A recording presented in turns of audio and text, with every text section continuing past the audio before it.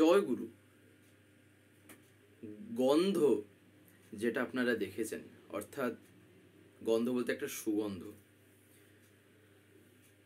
এমন একটা বলতে পারেন ব্যাপার, যদি এই সুগন্ধ বাড়িতে যদি পেয়ে থাকি, তাহলে এটা কিন্তু অতি নিশ্চিত, এটা কিন্তু অতি অবশ্যই যে ঠাকুর কিন্তু আমার সাথে আছেনই আছেন। কিভাবে? কথাটা শোনা মাত্রে কোনো কিছু জাজ করে নেওয়া, কোনো কিছু ভেবে নেওয়াটা ঠিক না। ব্যাপারটাকে পুরোটা বুঝতে গেলে আলোচনাটা যেন আমি পুরোটা শুনি, কথাটা কি আছে, আধ খাপচা করে যেন না শুনি, নাহলে সারমর্মটা ধরতে পারবো না কি এই আলোচনায়। এই যে গন্ধ, বাস্তবে গন্ধে ঠাকুর, সুগন্ধে জন্য ঠাকুর তা না, ঠাকুরের জন্য সুগন্ধটা হয়েছে এই রকম। কিভাবে? দেখবেন শ্রী শ্রী ঠাকুর যে কথাগুলি বলেছেন, যজন যাজন ইষ্টভৃতি নাম ধ্যান, সদাচার পরায়ণ হয়ে থাকা, সদাচারটাকে পালন করা, যতটা নিজে দ্বারা সম্ভব হয় চেষ্টা করতে হয় সদাচারটাকে পালন করার জন্য। কিংবা ঠাকুরের আরও যে বিভিন্ন বিধিবিধান আছে, স্বস্তিয়নী, এই জিনিসগুলো বাস্তবে যারা নিখুঁতভাবে, বিশেষ করে ঠাকুর বলতেন একটা কথা, সিনসিয়ারলি যারা এগুলি করে না, সেক্ষেত্রে তাদের ভিতর থেকে এক এমনই বলতে পারেন প্রকাশ ঘটে, একটা এমনই আলোর ছটা সেক্ষেত্রে তাদের শরীর থেকে ছিটকে বেরোয়, তাদের কথা থেকে শুরু করে সব যা কিছু, যাতে মানুষ দেখলেই এমনি মন্ত্রমুগ্ধ হয়ে যায়। এই না যে ভালো মতন দু চারটে ফেশিয়াল ক্রিম মেখে চলে এলাম সাদা, যাতে দেখা যায় মানুষ যাতে দেখে একদম কিছু একটা মনে করে নেয়, তা না। সাধনার জগৎ, ঠাকুর যা বলছেন সেইগুলি মানা, সেই মানার ভিতর দিয়ে পাওয়া। এই যে নাম ধ্যান, এই যজন যাজন ইষ্টভৃতি নাম ধ্যান, এই যে কথাগুলি, এই নাম ধ্যান যেমন এটা যজনের মধ্যে আসে। এই নাম ধ্যান করলে না, যদি নাম ধ্যানটা করার মতন করা হয়, ঠাকুর যেভাবে করতে বলছেন সেই রকম ভাবে যদি আমি করি, সেই নিখুঁতভাবে, তাহলে নিজের শরীর থেকে এমন সুগন্ধ বেরোবে না, চিন্তা করতে পারবেন না, এমনই সুগন্ধ। আমরা ডিওড্রেন্ট কিংবা বলতে পারেন সেন্ট, আমরা এসব মেখে থাকি না, মারি তো মাঝে মাঝে একটু ফ্রেগ্রেন্সের জন্য, কিংবা যাতে একটু ভালো লাগে আমরা এসব মেখে থাকি। হতেই পারে সবার তো আর একই রকম বলতে পারেন মেন্টালিটি, কিংবা সবার কিছু কিছু জীবনে দেখবেন শখও থাকে, কিছু কিছু গন্ধ হয় যেগুলো ভালোও লাগে বেশ, কিছু কিছু দেখবেন এরকম ওগুলো আছে, সেগুলো কিছু কিছু আবার ভালো লাগে অনেকের, সেগুলো আলাদা কথা। কিন্তু এই যে একটা সুগন্ধ, যেটা কি হয় দেখবেন নিজের শরীর থেকেই বেরোয়, এই গন্ধ না কোটি টাকা ঢেলে দিলেও কোথাও পাওয়া যায় না। কেন জানেন? তার কারণ একটাই, তা হচ্ছিল বিশ্বাস। আর বিশ্বাস নিয়ে তার কথাটাকে যেভাবে আমি পালন করেছি, আমার এখনো মনে আছে বহুদিন আগে একটা কথা, বহুদিন আগে কথাটা আমি একটা জায়গায় পড়েছিলাম। পরম পূজ্যপাদ শ্রী শ্রী দাদা, অর্থাৎ বর্তমান পরম পূজ্যপাদ শ্রী শ্রী আচার্যদেবের বাবা, একবার শ্রী শ্রী দাদার কাছে একজন এসেছেন। যেমন দেখবেন আমরা অনেকে অনেক কিছু নিয়ে গিয়ে থাকি না আচার্যদেবের জন্য, পরম পূজ্যপাদ শ্রী শ্রী অবিন্দার জন্য, তখন শ্রী শ্রী দাদা যখন সশরীরে ছিলেন তখন শ্রী শ্রী দাদার জন্য নিয়ে যেতাম। দাদার জন্য ঠিক ওই রকম ভাবে একজন কিছু সেন্ট নিয়ে এসছেন, কয়েক প্রকার সেন্ট, অর্থাৎ এই ডিওড্রেন্ট তিনি নিয়ে এসছেন শ্রী শ্রী দাদার জন্য। তখন শ্বশুরের দাদা সামনে দেখতে পেয়ে জিজ্ঞেস করেন, এটা কি? তখন পাশে যারা ছিলেন তাদের থেকে একজন বলেন, আগে এটা একটা ডিওড্রেন্ট, এখানে মানে বেশ ভালো মতন ফ্রেগরেন্স এর মধ্যে স্টোর হয়ে আছে, যেটা স্প্রে করলে দারুণ গন্ধ, অর্থাৎ একটা ভালো সুগন্ধ পাওয়া যায়। শ্বশুর দাদা কথাটা শোনা মাত্রই, যেই শুনেছেন, শ্বশুর দাদা বলেন যে আমার এটা কি হবে? শ্বশুর দাদা সঙ্গে সঙ্গে বলেন, আমার এটা কি হবে? আমার এটার মনে হয় না আমার এটা প্রয়োজন আছে। তখন যে শ্বশুর দাদা বলেন যে আমার শরীর থেকে যে সুগন্ধ বেরোয় আমার ওটাই খুব ভাল লাগে, আমি নিজে আপনা থেকে যেটা একটা আমি পাই আমার সেই গন্ধটাই দারুণ লাগে। যিনি নিয়ে এসেছিলেন না তিনি হতবাক, তার কারণ যে ডিওড্রেন্টটা নিয়ে এসেছিলেন সেটা মানে এমন কিছু ছিল না, একটা সাধারণ কিছু সেই ডিওড্রেন্টটা ছিল না, সেটা মানে এতটাই ভালো ছিল, বলবেন কোয়ালিটির দিক দিয়ে কিংবা ফ্রেগরেন্সের দিক দিয়ে, যেভাবে আমরা বলি না কেন। শ্বশুর দাদার এই কথাটা শুনেই তিনি আশ্চর্য হয়ে গেছেন। বাস্তবিক কথাটা কেন শ্বশুর দাদা বলেছিলেন, তার কারণ হলো এই সাধন ভজন।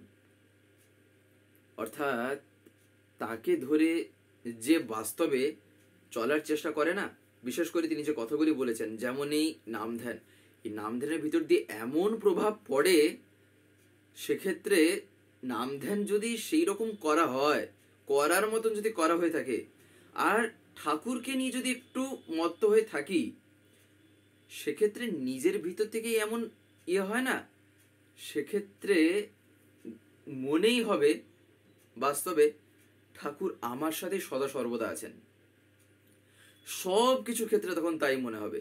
আর এই সুগন্ধ তখন আপনা থেকেই।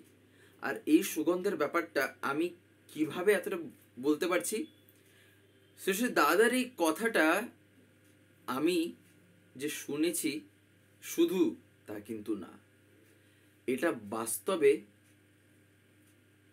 আমি অনুভবও করেছিলাম, এটা আমি বাস্তবে একটা এর মানে অনুভূতিও আছে। বলতে পারেন আমি যখনই দেখেছি এই, বলতে পারেন এই সুগন্ধের যে ব্যাপারটা, এটা কোনো তাই ফাউ কথা না।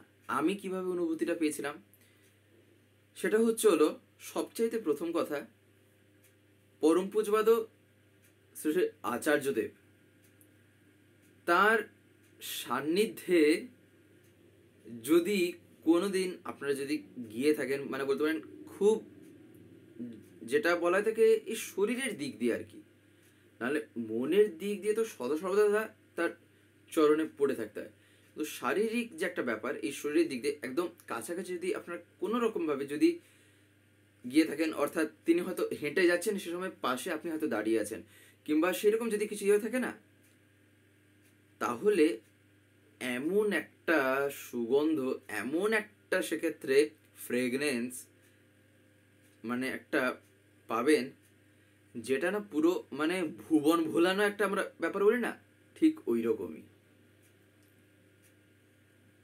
এটা আমার নিজের জীবনে এটা আমি পেয়েছি, নিজে আমি তা অনুভব করেছি। এটা তো আর একটা কথা গেল, তাছাড়া কি আর এই যে নাম ধ্যান নিয়ে যেটা বলছিলাম, বাস্তবে যেভাবে এগুলি যে মানুষের জীবনে ঘটে থাকে, মিরাকেল তো না পাওয়া, এগুলো করার ভিতর দিয়ে এসছে ঠাকুরকে নিয়ে সেরকম চলনার ভিতর দিয়ে। ছোটবেলা থেকেই পরমপিতার দয়ায় এমন একটা পরিবেশ তিনি আমায় দিয়েছেন, যেখানে বলতে পারেন আমি এমন জিনিস সব দেখতে দেখতে বড় হয়েছি, এমন জিনিস জীবনে অনুভব করতে করতে আমি বড় হয়েছি, এখনো হচ্ছি, যেগুলি বলে বলে শেষ করা যায় না। বিশেষ করে তিনি যে দয়া করে যে দিয়েছেন। আরেকটা যে কথাটা কি তা হলো এটা আপনারা বলতে পারেন আমরা বলে থাকি না ঠাকুরের দয়া, পরমপিতার দয়া যে বাস্তবে কি, এ সম্পূর্ণ তাই। এ আমার ক্ষমতার কিছু না, আমার কিছু পাওয়ার, আমার কিছু ট্যালেন্ট না। তিনি দয়া করে দিয়েছেন বলেই এটা আমি পেয়েছি আমার জীবনে। বলতে পারেন এরকম অনুভূতিটা পেয়েছি। আমার বাবাকে যখনই ছোটবেলা থেকেই বাবাকে আমি দেখছি, বাবা যখনই ব্রাহ্ম মুহূর্তে, বিশেষ করে বেশিরভাগ ক্ষেত্রে নিশা, ঠাকুর যেহেতু উষা নিশার কথা বলেছেন, তো বাবা সেই সময় যখন বসে নাম ধ্যান যে করেন, মিনিট তো না, বাবাকে যখনই আমি ছোটবেলা থেকে দেখি, যখনই দেখেছি সবসময় ঘন্টার কাটায় চলতো। মানে 1 ঘন্টার নিচে তো কখনোই না, অনেক, মানে 2 ঘন্টাও উপরে। তাই একটু আগে আপনাদের বললাম যে পরমপিতার দয়া যে কিভাবে যে পেয়েছি। যখনই বলতে পারেন বাবা নাম ধ্যান করতে বসেন, সে দেখলে না, আমি যখন দেখি চোখ সরাতে পারি না। কেন তা আমিও আজ পর্যন্ত বুঝি না যে কেন এরকমই হয়। মানে সে দেখলে না দেখতেই থাকি। বিশেষ করে যখন বাবা হাতের যে আমরা পজিশন নিই, আমি যখন বাবাকে ছোটবেলা থেকে যখন দেখছি যে ইয়েতে, যখন বাবা বসেন সেই মুহূর্তে সেটা দেখার মতন একটা আকর্ষণ যেন লেগে যায়, এইরকম একটা ব্যাপার। তাই এটা ছোটবেলা থেকেই এই পাওয়াটা আমার জীবনে ঘটেছে, যেটা তিনি দয়া করে দিয়েছেন, এই অনুভূতিটা। তার সাথে সাথে কি এর ফলে, এর দরুন তো অবশ্যই, বিশেষ করে যখনই বাবা যখন নামধান করে ওঠেন, মানুষ তো আমরা সবাই না, বাড়িতে যখন তিনি হাঁটা চলা মানে সেই সময় ইয়ে করেন, যখন বলতে পারেন এই ঘর ওই ঘরে যখন বসেন, যেখানেই তিনি যান না, এমন একটা সুগন্ধ সেক্ষেত্রে মানে আমি পাই, যেটা বলে বোঝাতে পারবো না। সে গন্ধটাই যে কি, ভাষাই নেই আমার কাছে। নিজের জীবনে আমি প্রত্যেকটা মুহূর্তে তা পাচ্ছি, প্রত্যেকটা মুহূর্তে। আর কখন বাবা যখন সৎসঙ্গে যান, সৎসঙ্গ থেকে যখন বাবা বাড়িতে আসেন, এ কথা আমায় আমার মাও বলেন, আমার মা এখনো এই কথা বলেন, আর নিজে তো আমি পেয়েছি। তাই এতটা জোর দিয়ে বলতে পারছি যে পরমপিতার দয়া যে জীবনে কিভাবে ঘটে থাকে। ঠাকুর তো এমনি এমনি বলেননি যে অনুভূতির দ্বারা যা জানা যায় তাই জ্ঞান। এই হচ্ছিল আমার অনুভূতিগুলি। যখন সৎসঙ্গ থেকে বাবা আসেন, সেই সময় এই পাঞ্জাবি আর বাবার যে শরীর, যখনই বাবা ঘরে ঢুকে যান না দরজা দিয়ে, ঘরের যে একটা পরিবেশ, আর ঘরের মধ্যে সে সময় যেমন একটা যাই থাক না, যেমন একটা এনভায়রনমেন্ট বা যেমন একটা ফ্রেন্ডলি থাকে না কেন, হঠাৎ একটা মানুষকে যেমন একটা ধরেন পিছন থেকে যদি আমরা মাথায় ধরেন একটা হাত দিলাম, গায়ে হাত দিলাম, এটা যেমন একটা কাউকে ধাক্কা যদি দিই, যেমন একটা হঠাৎ করে একটা সাড়া জাগে না, ঠিক ওই রকম একটা ব্যাপার ঘটে। মিরাক্কেল না, এগুলো বাস্তবে করার ভিতর দিয়ে এগুলো হয়। কারণটা কি? নাম ধ্যান, সেই যাজনে তাহলে দেখেন কতটাই যে পাওয়ার, যজনে কতটাই যে ক্ষমতা। ঠাকুর এমনি তাই বলেননি যাজন ইষ্টভৃতির কথা। তাই এই যে সুগন্ধ, এই যে কথাটা আপনারা যে দেখেছেন আলোচনায় ঢোকার আগে, যারা আপনারা আলোচনাটা দেখছেন, এটা তো অতি নিশ্চিত যে আপনারা এই লেখাটা দেখেছেন।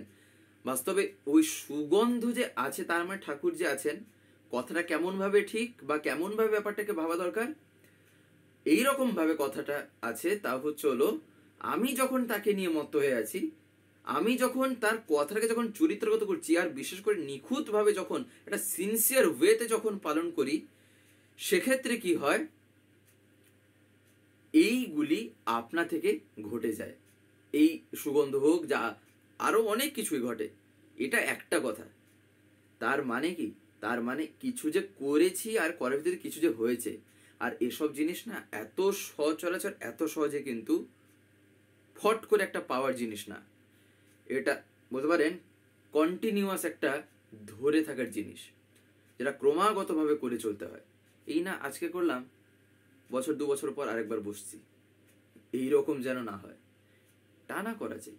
হ্যাঁ, ডেলি হয়তো আমি একটা সময় ধরে হয়তো আমি বসতে পারছি না, হয়তো একটা দিন আমি যেদিন হয়তো আধ ঘন্টা বসছি, হয়তো তার পরের দিন বসতে পারলাম না, ঠিক আছে, একটু কম বসছি, তাতেও অসুবিধা নেই, কিন্তু যেন বসি। এই কথাটা শ্রী ঠাকুর বলতেন। তার কারণ কি, দেখবেন আমরা অনেকেই বলে থাকি যে এই যে করা, এই করাটা আমার ডেলি হয় না, রেগুলার আমি করতে পারি না, ইরেগুলার হয়। শ্রী ঠাকুরকে একবার এই কথা এক দাদা বলেন যে ঠাকুর, আমি নাম ধ্যান সেই রকম ভাবে রেগুলারলি করতে পারি না, আমি কি করব? তখন শ্রী ঠাকুর বলেন, নাম ধ্যান রেগুলারলি করতে পারো না এটা কখনোই ভাববে না, এটা ইরেগুলারলিও রেগুলার করা চাই। ইরেগুলারলি রেগুলার কথাটা খুবই ভাবার, খুবই বোঝার। কি না, ইরেগুলারলি রেগুলার মানে হচ্ছে হলো আমি সময় ধরে কিংবা সময় মাফিক আমি ডেলি একরকম ভাবে এক সময় হয়তো আমি বুঝতে পারছি না। যে দাদাটি জিজ্ঞাসা করেছিলেন তার কারণ এতটাই ইয়ে ছিল, তিনি সময় পেতেন না যে সময় করার কথা। এই কারণে ঠাকুর বলেছিলেন যে ইরেগুলারলি যেন রেগুলার হয়, যেন দিনে অন্তত পক্ষে আমি একটা সময় যেন বের করে বসি, অন্তত বসি, বসার অভ্যাসটা যেন থাকে। তা নাহলে কি হয় জানেন, তা না হলে হয় কি, এই একটা দিন যখন বন্ধ হয়ে যাবে কিংবা একটা দিন যদি একটু অফ হয়ে যায়, পরের দিন মনে জাগবে কি আজকের দিনটা যা, কালকের থেকে এবারে পুরো শুরু করব। কালকের দিনটা যখন আসবে আরেক সেই দিন, তখন আবার কি হবে, হয়তো দেখেন মানুষের মন এই যে ঘোরে ওই চক্করে ঘুরবে। ধরেন পড়ে গেছে শুক্রবার বা কিছু সেরকম, তখন একেবারে তখন মনে মনে ইয়ে করছি এই সপ্তাহটা কেটে যাক, সোমবার থেকে আমি এবারে বসবো। এই করতে করতেই দিন গড়ে যাবে, বসার হবে না। তাই এই কারণে ঠাকুর বলেছিলেন সেদিন ইরেগুলারলিও যেন রেগুলার হয়। অর্থাৎ ইরেগুলার বলতে এই ব্যাপারটা, অর্থাৎ এই সময় অনুসারে ঘড়ি ধরে এতক্ষণ ডেলি একই রকম ভাবে আমি করতে পারছি না, এটা গেল ইরেগুলারলি। রেগুলার মানে কি, সে ইরেগুলারলি হলেও একটা দিনের মধ্যে একটা যে কোনো সময়, রাত দিন সকাল বিকেল সন্ধ্যা যখনই হোক না, দুপুর, ঠাকুর বলছে অন্তত পক্ষে যেন আমি বসি, নাহলে ওই একটা ছাড়া ছাড়া ব্যাপার হয়ে যায়। এই কারণেই আমরা এই যে আলোচনাগুলো শুনছি বা দেখছি, একটা জিনিস লক্ষ্য রাখা দরকার, আমরা কি প্রত্যেকদিন এই ভিডিওগুলো পাই এই স্বস্তিদিত্য থেকে বা চ্যানেল থেকে? দেখবেন আপনারা হয়তো অনেকে এমন আছেন যারা ইউটিউব খোলার পরে এরকম স্ক্রল করেন, দিলে আপনারা দেখতে পান, কিন্তু আপনাদের যদি ডেলি তার কথা শুনতে হয়, প্রত্যেক দিন যদি শুনতে হয় পরমপিতার কথা বা বিভিন্ন ঘটনা বা দর্শনের উপর আলোচনা, তাহলে আপনাকে তো চ্যানেলটাকে সাবস্ক্রাইব করে রাখতে হবে, যেটা অনেকে আমি দেখতে পাই হয়তো করতে জানেন না। বিশেষ করে যারা একটু বয়স্ক আছেন বা যারা মানে এতটা এক্সপার্ট নন মোবাইলের ক্ষেত্রে, তাদের কাছে আমি বলছি আপনারা যদি না পারেন তাহলে বাড়িতে যারা ছোটরা আছে তারা এইসবে একদম পুরো মাহির, এক্সপার্ট, হাতের খেলা তাদের কাছে, তাদেরকে বলবেন, তারা করে দেবে। বলবেন সাবস্ক্রাইব করে পাশের যে একটা বেল আইকন আসবে ওটা প্রেস করে অল করে রাখতে, দিলে কি হবে, আমি যে ভিডিওগুলো আপলোড করব, আপলোড করা মাত্রই আপনাদের মোবাইলে নোটিফিকেশন চলে যাবে। নেট যদি অন থাকে তাহলে নোটিফিকেশন চলে যাবে যে ভিডিও আপলোড হয়ে গেছে, তখন আপনারা সেখানেই ডাইরেক্ট প্রেস করে ইউটিউবে ঢুকে দেখতে পারবেন, তখন আপনাদের ইউটিউব খুলে আর খুঁজতে হবে না, তাই না? তাই আপনারা যাতে প্রতিদিন শুনতে পান, তাই আপনারা এটা অতি অবশ্যই করে রাখবেন। এই কারণেই এই কথা, আপনারা যারা যারা এই আলোচনাগুলি শোনেন, যারা যারা এর আগে দেখবেন নামধ্যান নিয়ে যখন আলোচনা ছাড়া হয়েছিল, আরো তো হবে, এটা তো শেষ হয়ে যাবার জিনিস না। আপনারা যারা যারা দেখেছেন দেখবেন এক একটা সময় যে আমি আমার দ্বারা যতটা সম্ভব ক্যালকুলেট করে যে বলতে পারেন লেখা দেয় কিংবা লিখি, সেটা কিভাবে বলি এই কারণেই যাতে এইটা আমরা প্রতি যাতে পালন করতে পারি, এই নামধানটা, এই ইরেগুলারলি রেগুলার এই কথা যেন আমি মেনটেন করি। এই কারণেই আমি এই কথাগুলো লিখি। যারা হয়তো এটা আমরা বুঝতে পারবো না, ভাবো কিভাবে যখন তখন এইরকম নামধান করলে হবে, যখন তখন করা লাগে, যখন তখন করলে কি হয়। একটা কথা কিন্তু মাথায় রাখা দরকার, এসছেন এবারে স্বয়ং পুরুষোত্তম, আর পুরুষোত্তম যখন ধর্মাবতীর্ণ হন, তিনি মানুষের জন্য কি থেকে কি না করতে পারেন সেই জিনিস চিন্তা করা যায় না। প্রত্যেকটা জিনিসের সমাধান তিনি দিয়ে দেন। চাই হচ্ছিল আমার শুধু আগ্রহ, শুধু টান। এই কারণেই আমি এই কথাগুলো লিখতে পারি। তিনি বলেছেন, আমার বানিয়ে বলা কোনো জিনিস না যে আমি বসে বসে এখানে কল্পনার জগতে আমি ভাবছি, আর আপনারা যেগুলো দেখছেন ওগুলো যে কল্পনা। যদি কল্পনা হতো না তাহলে এটা ধরে রাখা সম্ভব হতো না। এটা ধরে রেখেছেন তিনি দয়া করে। আমার কি ট্যালেন্ট আছে, আমি কি, আমি কে, আমি কেবলমাত্র আমার পরিচয় হচ্ছে আমি পরমপিতার সন্তান, তাছাড়া নাথিং এলস। আর যেহেতু পরমপিতার সন্তান, তাই এবারে এই জগতে থাকতে গেলে তো আবার কিছু কিছু জিনিসের প্রয়োজন, তাই এত কিছু। তাই এই কারণেই সেই কথাটা এবারে এখানে আসছে, যে কথাটা ঠাকুর কি বলছেন, you are for the lord, not for others. You are for the lord and so for others. অর্থাৎ তুমি তোমার প্রভুর, আর কারোর নও। আর যেহেতু এই চিন্তাটা যখন তোমার মাথায় চলে এসছে, আর যেহেতু তুমি তোমার প্রভুর, তাই তুমি সবার, অ্যান্ড সো ফর আদার্স। তাই ঠাকুর বলছেন কি এই কথাটা, you are for the lord, not for others. You are for the lord, so for others. তাই না? তো যাই হোক, আজকের এই ভিডিওটা এবার আমি এখানেই শেষ করব। শেষ করার আগে আপনাদের কাছে একটি কথাই বলবো, যদি আজকের এই ভিডিওটা আপনাদের ভালো লেগে থাকে তাহলে একটি লাইক করে দেবেন, সবার ভিতরে শেয়ার করে দেবেন, কেমন লাগলো নিচে একটি কমেন্টে লিখে জানাবেন। আর যদি চ্যানেলটিকে এখনো সাবস্ক্রাইব করে না থাকেন তাহলে অতি অবশ্যই চ্যানেলটিকে সাবস্ক্রাইব করে পাশের বেল আইকন প্রেস করে অল করে রাখতে একেবারেই ভুলবেন না।